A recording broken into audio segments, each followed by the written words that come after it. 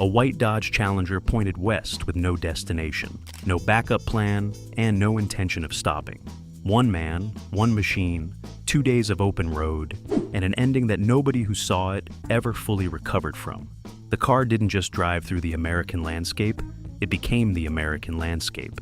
And then, the moment the camera stopped rolling, it vanished almost as completely as Kowalski himself. This is the story Hollywood forgot to protect, and car culture never stopped grieving. Hi, my name is Johnny, and this is American Muscle. Today we are going somewhere most car channels don't have the patience to follow. We're going after a ghost. The film that rearranged something. Let's set the scene.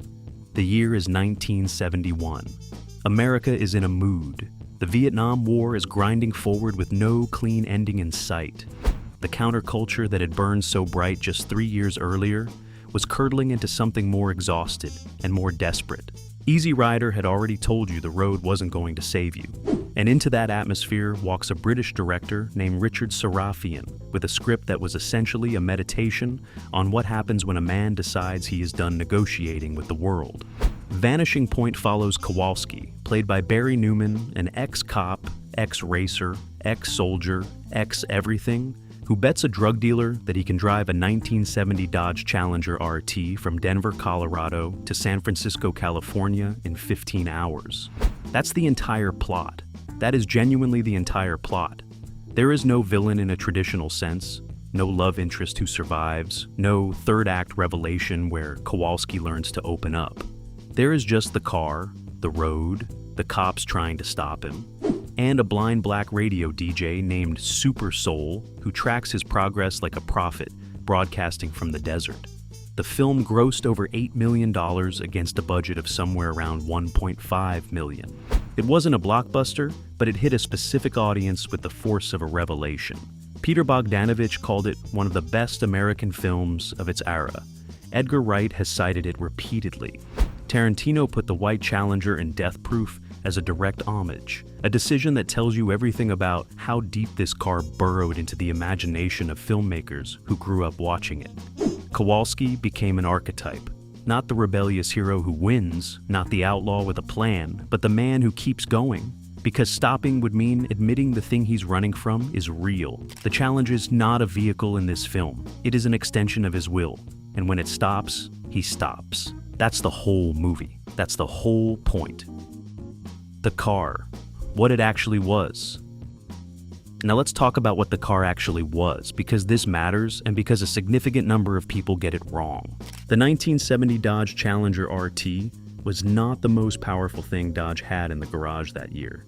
That honor technically goes to the 426 cubic inch Hemi, which would melt your face and your wallet simultaneously. What the production used was the RT package equipped with the 440 cubic inch Magnum V8. Chrysler rated that engine officially at 375 horsepower. If you believe the number, I have a bridge in Denver I would like to sell you. The 440 Magnum was underrated from the factory the same way every manufacturer underrated their big block engines in that era, partially for insurance purposes, and partially because the actual output made the liability people nervous. Real-world figures on a properly built 440 were closer to 420 horsepower, sometimes more. The Challenger RT came from the factory with a 4-speed manual transmission, though some production cars used an automatic. It sat on a 110-inch wheelbase, which made it slightly shorter and lighter than the Charger, giving it a handling balance that felt more nimble than a car with that much engine had any right to feel. The white paint was not an accident. Director Richard Sarafian chose it deliberately. White against the brown and red and gray of the American desert, Southwest creates a visual effect that is almost supernatural. The car doesn't look like it belongs to the landscape. It looks like it's passing through it, like a comet, like something that was never meant to stay. The production sourced the vehicles through Dodge directly, which was standard practice for the era. Manufacturers supplied cars in exchange for screen time and took them back when production closed. Sound familiar? Because if you watched our episode on the Fast and Furious Lightning trucks, and if you haven't, go watch that, you already know how this story tends to end. The studio gets its footage, the manufacturer gets its advertising, and nobody stops to think about what happens to the cars 20 years later when they've become irreplaceable cultural artifacts. The Stunt Fleet, Oridost, organized automotive carnage. Here is the number that separates Vanishing Point from most movie car stories. The production didn't use 2 Challengers, it didn't use 3. Depending on which production account you trust, and we're going to talk about why that qualification matters, somewhere between 6 and 9 Dodge Challengers went into filming. Let that sit for a second. 6 to 9. Sarafian was not interested in manufacturing danger. He was interested in capturing it. The chase sequences in Vanishing Point were filmed at real speed on real roads in real desert. The California Highway Patrol was involved in coordinating certain sequences, which is a polite way of saying they were present while a British director pointed cameras at cars doing genuinely dangerous things at genuinely dangerous velocities. There was no CGI. There was no digital effects department waiting in post-production to make a slow thing look fast. What you see on screen is what happened. Stunt coordinator Carrie Lofton, yes, the same Carrie Lofton who drove the truck in Duel and handled the most extreme sequences in Dirty Mary, Crazy Larry, was behind the wheel for the sequences that would eventually kill cars. Lofton was not a man who believed in half measures. The jump sequences, the evasion scenes, the moments where the Challenger looks like it is genuinely trying to escape the frame, those cost cars. Multiple cars. And when a car was damaged badly enough that it couldn't be repaired between shooting days, it was set aside and another one was brought in. The production kept moving because the production had no choice. The schedule was the schedule. By the time filming wrapped in the California desert in 1970, most of the fleet was gone. Not retired, not stored, gone. Some destroyed during production, some damaged beyond reasonable repair, some simply worn to the point where they were worth more as parts than as vehicles. The era had a very specific relationship with used production vehicles, and that relationship was not sentimental. What happened after the camera stopped? And this is where the story fractures into something genuinely difficult to untangle. Because when filming on Vanishing Point closed, what remained of the Challenger fleet entered the same pipeline that swallowed the Fast and Furious Lightnings, the same pipeline that nearly took one of the Cobra Mercuries. The studio disposal system of the early 1970s was not a preservation operation. It was a liquidation operation. 20th Century Fox, which distributed the film, had no dedicated archive protocol for production vehicles. The concept of a hero car as a collectible artifact worth protecting simply did not exist in any organized institutional sense in 1970. Nobody was running the math on what a verified screen-used Challenger might be worth at Barrett-Jackson in 2024. The accountants saw vehicles. They saw assets on a depreciation schedule. And when those assets had served their purpose, they were moved out through prop disposal channels, sold through fleet auctions, or in some cases simply transferred to whoever on the production wanted them at a discount. Here's the other complicating factor, and this is the one that makes Vanishing Point specifically so difficult to trace. Dodge supplied multiple Challengers of the same specification, same color, same basic build. There was no hero car designation that was formally documented and maintained in the way that, say, a studio might today flag a lead vehicle for retention. The car Kowalski drove in the close-ups and the car that took the hits in the stunt sequences looked identical on screen because they were designed to look identical. And when they went out into the world after production, they looked identical to each other and to any other 1970 Dodge Challenger RT in white. There was no marking that survived on the vehicles themselves that said definitively, unambiguously, this one was the hero car. That single fact is responsible for decades of confusion, decades of false claims, and at least a handful of cars that have been sold with Vanishing Point provenance that almost certainly didn't have it. Rumors, dead ends, and the mythology. Machine. Here is where I have to be straight with you, because this is the part of the story that separates honest car history from the kind of mythology that gets built up around films like this one. Over the years, and we are talking about a span from roughly the late 1970s through the present, multiple 1970 Dodge Challengers in white have surfaced with claimed connections to the Vanishing Point production. Some of these claims came from private sellers at regional auctions. Some came through collector forums, The kind of deep dive communities where serious researchers spend years cross-referencing production notes and VIN records. A few came through more formal channels, with paperwork that looked credible until it didn't. The pattern is always the same. A car surfaces. Someone with a story attaches a narrative to it. The narrative gets repeated, amplified, and eventually treated as fact by people who want it to be true because they love the film. And then someone does the actual documentation work, and the chain of evidence falls apart somewhere in the middle. The VIN doesn't trace back to the production fleet. The paperwork was created after the fact. The original owner who supposedly bought it directly from the studio turns out to be a name nobody can verify. I'm not saying everyone who has ever claimed a Vanishing Point Challenger was lying. I'm saying the absence of formal documentation from the production side made it almost impossible to prove or disprove any specific claim. And in that vacuum, mythology fills the space that facts should occupy. What we can say with documented confidence is this. At least 2 Challengers from the production were confirmed to have been sold after filming wrapped, rather than destroyed. Those 2 cars entered private ownership in California sometime in the early 1970s.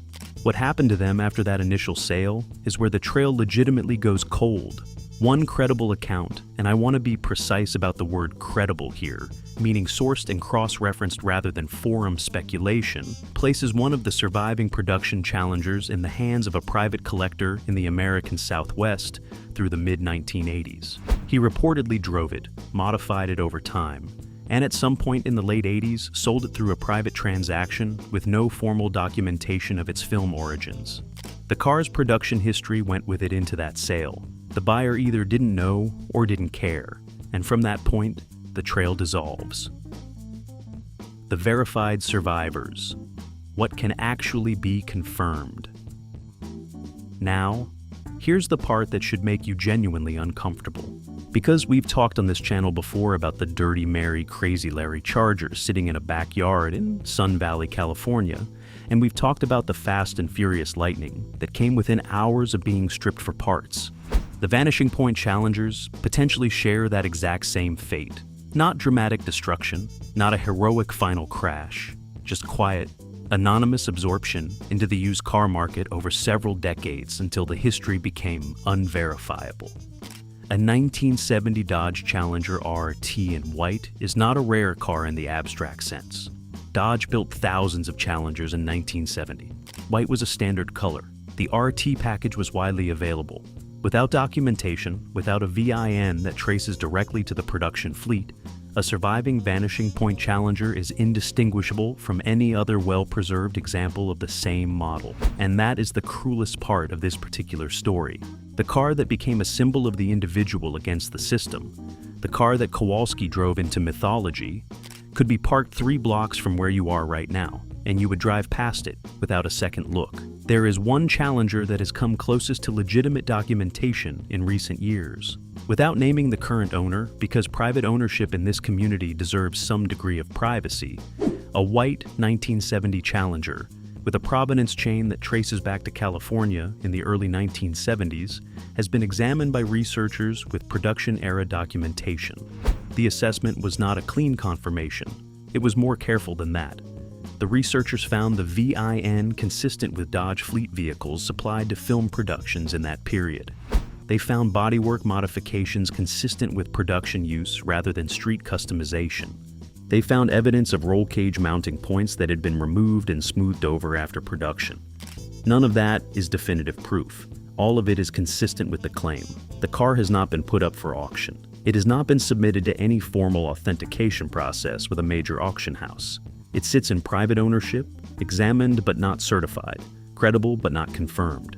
That is exactly where the Vanishing Point story lives, not in certainty, in the space between what can be proven and what simply might be true. The broader tragedy, Domagplorsus. Why this keeps happening. Let me be straight with you for a second, because this is bigger than one white Challenger from one film.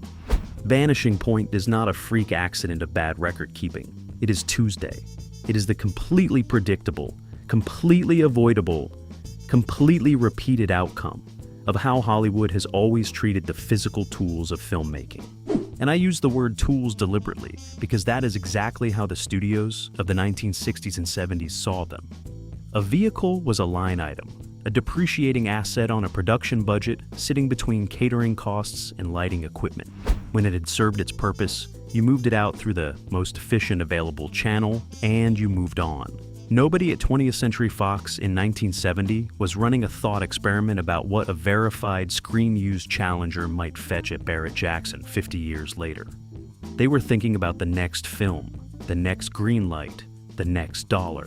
And the result of that indifference, that total institutional blindness to what these machines would eventually mean, is a list that should genuinely embarrass us as a car culture.